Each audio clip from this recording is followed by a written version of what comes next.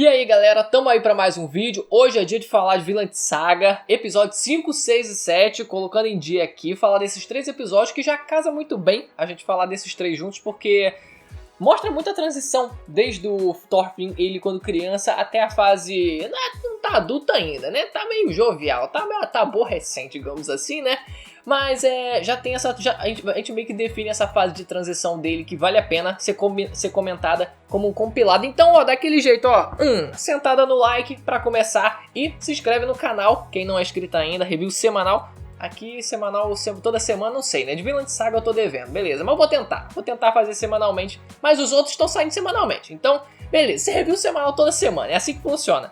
Galera, a primeira coisa que eu queria falar sobre esses 3 episódios é que a primeira fase de transição, né? Já falando sobre isso, a fase de transição e como desde criança ele, até na verdade a fase onde ele fica aborrecente, né? Até aquele momento ele mantém o mesmo ideal de vingança dele, ele tem o mesmo pensamento, ele tem o mesmo objetivo em mente que quando mostra ele aborrecente eu fiquei na dúvida, eu fiquei, pô, mas ele parece meio sereno. Ele parecia até mesmo um cão bem adestrado, porque mostrou uma situação já quando ele era um pouco mais velho, né, aborrecente, onde o Askeladd ele vai mandar ele pra uma missão. Olha só, vai lá, libera o caminho lá pra gente, tenta negociar lá pra gente, um negócio assim. Ele manda pra uma missão, ele aparentemente ia de boa, só que antes dele ir, ele fala sobre isso, ele relembra o Askeladd e fala, só, tu acha que eu esqueci? Tu acha que tu vai me enrolar pra sempre? Tu não vai me enrolar pra sempre não. Eu falei, tá.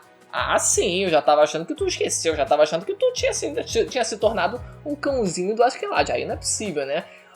Ainda tem os meus questionamentos em relação ao objetivo dele, porque aproveita, eu vou fazer esse parênteses aqui, eu não ia não, mas surgiu a mente aqui. Porque todos esses personagens que têm esse objetivo de vingança na mente, né, como objetivo, acabam sofrendo do mal onde, a partir do momento em que você consegue atingir o seu objetivo, você meio que perde o rumo, você não sabe muito o que fazer. É meio que o mesmo medo que eu sinto com o Kurapika de Hunter x Hunter, que eu tenho esse mesmo medo, até fiz um vídeo teorizando um pouco sobre isso, que eu não sei o que vai ser do personagem depois, caso ele consiga realmente a vingança dele, de conseguir, né, recuperar todos os Olhos Escarlates. Isso aí pra quem acompanha, mas enfim, ele também tá nessa saga de vingança dele até hoje. Então, eu fico preocupado com esses personagens e, principalmente se tratando do protagonista, até quando vai se estender, porque se ele quer vingar o pai dele, e ele já vai conseguir aparentemente o duelo dele com o Askeladd, e aí, como é que fica, né? Consegue a vingança, mas e aí depois? O que vai ser do personagem? Isso eu tô curioso, eu quero saber como é que o autor consegue trabalhar isso, né? Aparentemente, né? O mangá já tá bem adiantado, então isso tem mais história mais pra frente já, que a gente pode pesquisar, mas que eu tô só acompanhando o anime mesmo. Algumas coisas, galera, sobre essa fase de transição dele. A primeira delas é quando a Ylva, ela recebe a notícia, a irmã mais velha do Thorfinn recebe a notícia de que o pai dele tinha morrido e também, né, obviamente, o Thorfinn tinha desaparecido. A forma como ela reage a essa notícia é muito clichê, e assim, não clichê no mau sentido, mas é muito comum. Clichê soa meio pejorativo, mas é muito comum esse tipo de reação e eu me enxerguei muito nela, porque quando eu tô mal, quando acontece alguma coisa de ruim comigo, eu tenho essa mesma reação de tentar ocupar a mente com tudo que é possível, tentar me ocupar com diversas atividades e preencher a mente para tentar me distrair, tentar pegar tudo como uma forma de escapismo para eu não pensar naquilo, para eu não desabar. Acontece de vez em quando e também aconteceu com a personagem. Eu só tava esperando o momento dela desabar. Ela não desabou de vez por completo, mas ela deixou liberar um pouco as emoções fluírem ali, né, com a mãe dela e deixou a lágrima cair. Então deu pra ver que ela ainda pelo menos conseguiu dar uma suavizada, conseguiu pelo menos expelir um pouco, colocar pra fora um pouco o sentimento dela, que tava muito na cara, que ela tava aprendendo aquilo da forma mais, da maior forma que ela podia. Depois, voltando ao Thorfinn, ainda quando ele é criança, tem um momento em que ele tenta matar, ou ele aparentemente, a princípio, pretendia ir matar o Askeladd enquanto ele tava dormindo. Naquele momento eu lembrei de cara de uma cena de Vagabond, assim, reclamaram que eu dei spoiler de All No Exorcist, que não tem nada a ver com Demon Slayer, então vou tentar ser suave aqui, vou tentar nem mostrar a imagem, mas só muito por alto. Tem um protagonista, ele vai lá e ele também se depara com esse mesmo contexto, onde ele tem um oponente que ele quer derrotar, só que o cara tá acamado. Não vou entrar muito em detalhes aqui também pra não reclamar, nem pouco a gente reclamou, mas pra evitar. também tá acamado. Só que ele também, ao mesmo tempo que vê o oponente dele vulnerável ali naquela situação, ele não consegue fazer aquilo, ele não consegue dar o golpe final e acaba que o personagem tem esse conflito interno na mente dele. E no caso do Thorfinn é mais específico isso porque ele até mesmo expõe isso depois, quando ele pede pra duelar contra o Askeladd. Ele fala que ele não é um covarde, que ele é filho do pai dele, né, que ele não vai atacar assim de forma covarde e tal. E meio que, mesmo se ele conseguisse matar o Askeladd naquele momento, eu acho que ele não se daria por satisfeito por completo. Ele ainda acharia que, mano, não foi do jeito certo, eu devia ter conseguido superar o Askeladd num duelo. Eu acho que ele não se sentiria completamente realizado. E mesmo que, independente dele conseguir realizar a vingança dele da forma que ele mais queira, eu acho que ele, mesmo assim, ele não vai se sentir completamente realizado, porque ele não vai trazer o pai dele de volta à vida. Simples assim, é que nem os personagens Vingadores. Mataram Thanos, o que aconteceu com o Thor? O Thor entrou em depressão porque não sabia o que fazer. É o mesmo caso, é o mesmo tipo é a mesma coisa, mesmo contexto. Vingança que depois não leva a nada e o personagem acaba num vazio existencial entrando em depressão. Em outro momento, o Askeladd ele fala pro Thorfinn ele buscar realizar algo grande em batalha. Isso é algo completamente vago, porque algo grande em batalha pode ser tipo, mano, pegar a cabeça do rei da Inglaterra. Eu não sei se vai chegar nesse nível, se o Askeladd ele vai estender, vai postergar esse duelo até tipo, não. Eu falei que você devia fazer algo grande em batalha, mas em outra hora eu falei que você devia pegar alguma cabeça com elmo, né? A cabeça de alguém que tivesse um elmo, né? Ou seja, alguém importante, né? Mas não, agora eu quero que você pegue a cabeça do rei da Inglaterra, porque eu mudei de ideia aqui. Você ainda não tá páreo pra mim, não. Eu não sei até onde ele vai postergar isso, mas a primeira coisa que o Thorfinn ele consegue realizar em batalha é matar o primeiro oponente dele. E depois, quando ele consegue matar esse primeiro oponente, ele dá um grito. Até fiquei incomodado com aquela cena, porque foi uma cena meio estática, né, do rosto dele gritando. Poderiam ter dado uma movimentada um pouco maior, mas ele coloca toda a raiva dele pra fora, porque é como se ele finalmente estivesse começando a realizar alguma coisa. Ele teve um pequeno treinamento ali e tal, mas aquilo ali era como se ele realmente tivesse, como se o treinamento dele tivesse realmente funcionando na prática, como se ele tivesse avançando na vida, né? Como se ele tivesse cada vez mais próximo, né? Um passo mais próximo de conseguir realizar a vingança dele. Então ele solta aquele grito e foi muito simbólico aqui, representa muito do personagem. E outra coisa também, já no episódio 6, né? Tem o 5, 6 e 7 que a gente tá comentando aqui, no 6º episódio, né? No 6º aqui, no do meio. Ele se envolve com a senhora que salva ele e essa foi a melhor parte, né? Essa foi desses 3 episódios, acredito que esse tenha sido o melhor contexto desses episódios, que é quando a senhorinha salva o Thorfinn de uma dessas batalhas. Não lembro agora se ele foi salvo dessa primeira batalha mesmo, enfim. Mas ela acaba salvando ele, que o moleque caiu no rio, tava com a flecha no ombro, enfim. Só que eu gostei muito. Primeiro, eu gostei demais desse pequeno plotzinho com essa senhora, porque a senhora ela já é apresentada odiando um pouco o rei. Ela já tem uma repulsa ao rei quando ela conversa com a filha, quando ela conversa com a filha dela. Essa não é a filha dela. Conversa com a filha dela antes de salvar o garoto. Ela já fala assim, mano, esse rei aqui é meio bosta, né? Pô, o cara fica arrumando conflito e tal. O outro rei que era bom mesmo, né? Então já mostra, antes dela se envolver com o Thorfinn, que ela já tinha uma certa repulsa ao rei da Inglaterra.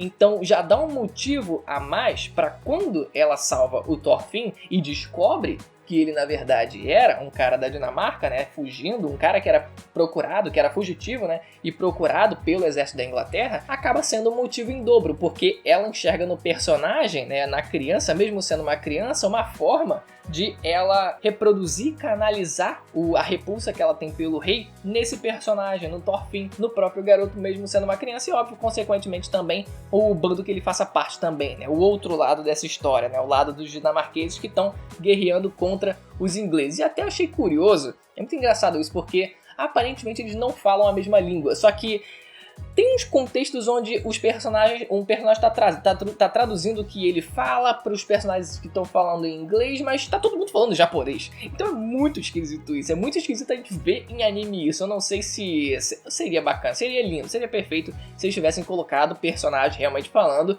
né, idiomas diferentes para, nesse contexto pelo menos específico, fizesse um sentido maior, porque ficou muito esquisito aquilo ali, né, não?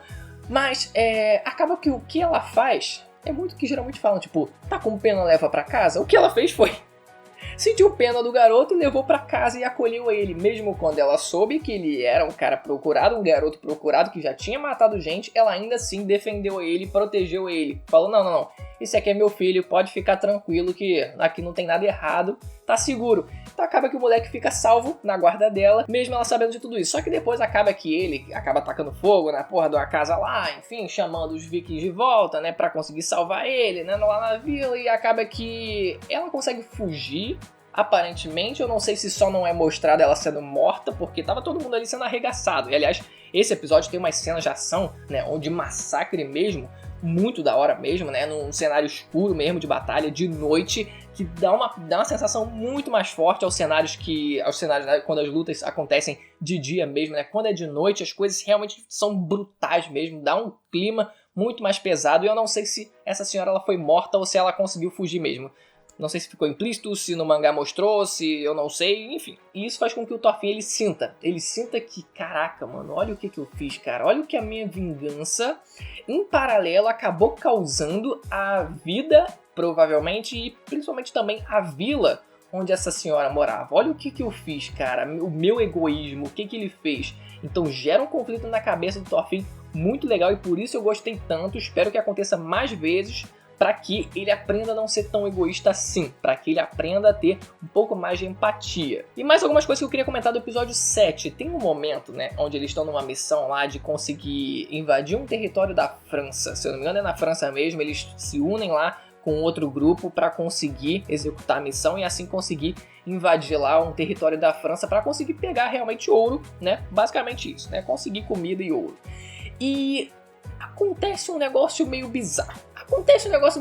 Que realmente chamou muita atenção.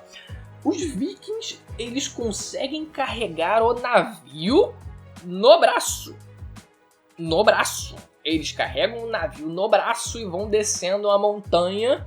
E aí jogam o navio na água e assim montam, né? Entram no navio e assim vão seguir viagem. Só que eles carregam no braço.